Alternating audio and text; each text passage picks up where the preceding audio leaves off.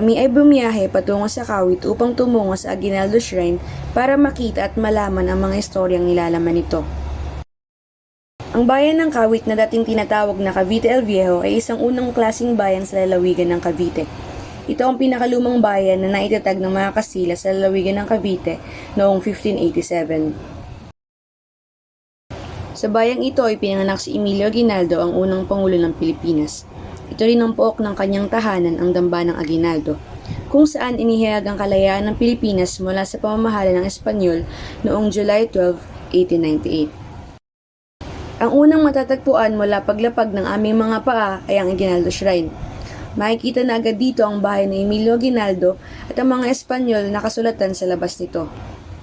Ang Aguinaldo Shrine sa Kawit, Cavite ay ginawa noong 1845. Ito ay isang makasayang lugar na may malaking papel sa pakikibakan ng bansa para sa kalayaan.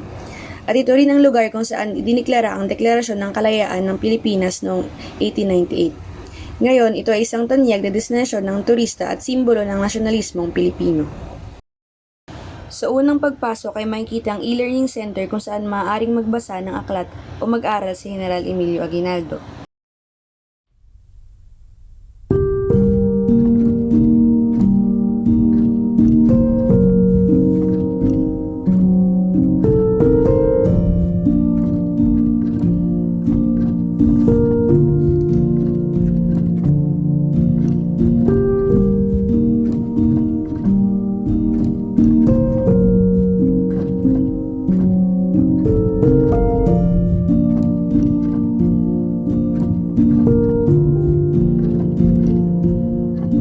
Sumunod naman ay ang museo na ang pinapakita ay mga lumang gamit ni Emilio.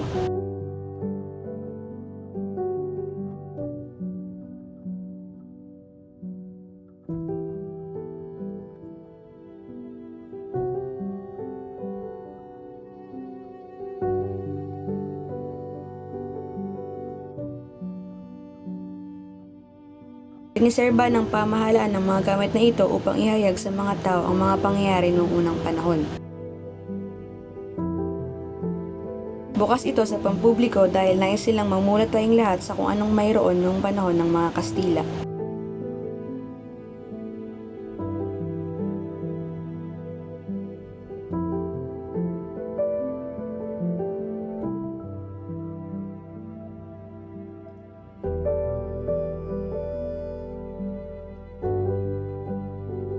Makikita rin dito ang mga gamit ni Aguinaldo tulad ng mga damit, pitaka na may litrato niya, mga sapatos na kanyang ginamit at marami pang iba.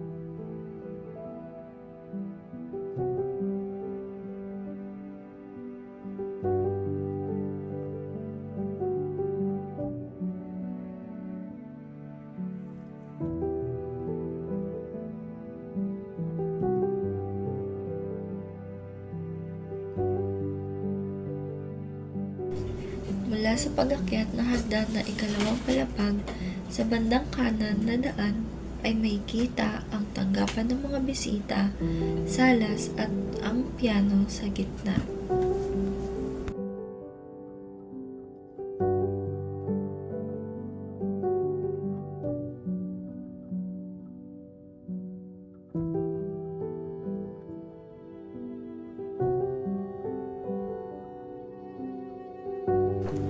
At ang hapagkainan kung saan ipinaghahanda ng mga pagkain ang mga espesyal na bisita na dumadalo sa kanyang tahanan. Sumunod naman ay ang kusina kung saan doon inihahanda at iniluluto ang mga putaheng inihahanda ni General Emilio Aguinaldo sa kanyang mga espesyal na bisita. Ang sumunod na makikita ay ang dalawang silid ng kanyang mga anak na babae.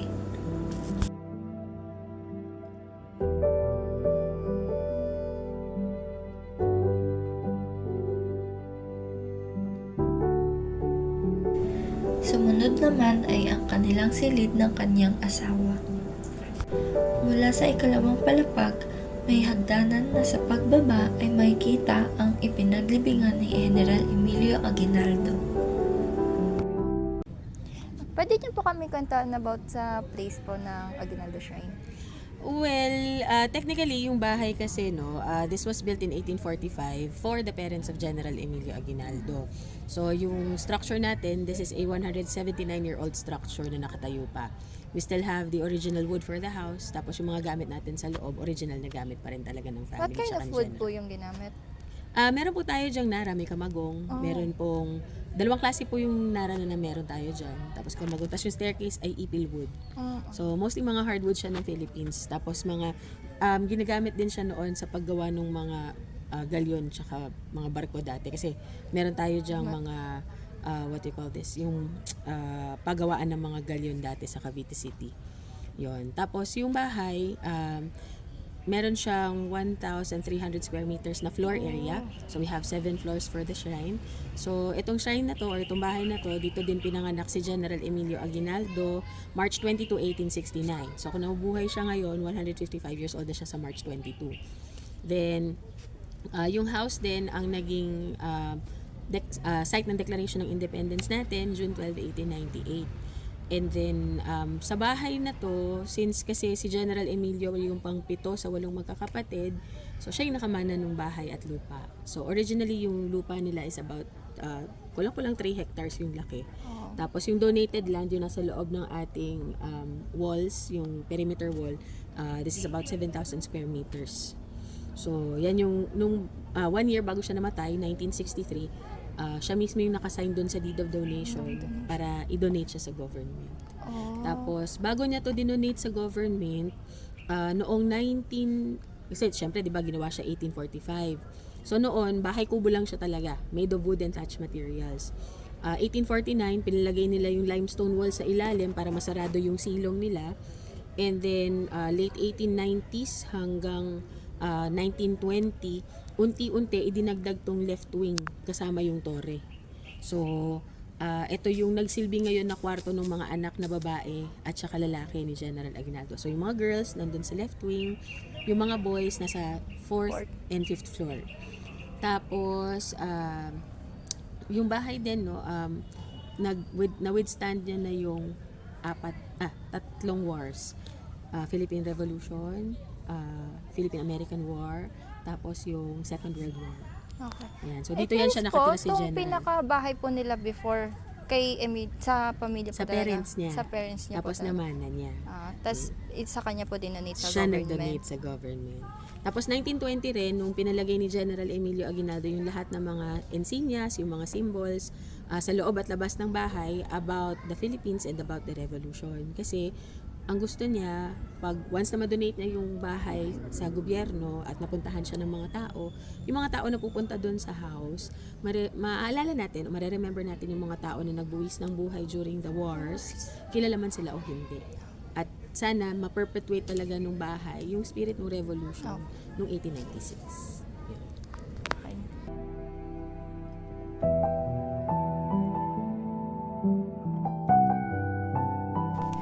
Dito mo rin makikita ang puno ng chiko na si General Emilio Aguinaldo mismo ang nagtanim. Sa panahong 1963, si General Emilio Aguinaldo mismo ang nakapirma sa deed of donation para i-donate ito sa gobyerno.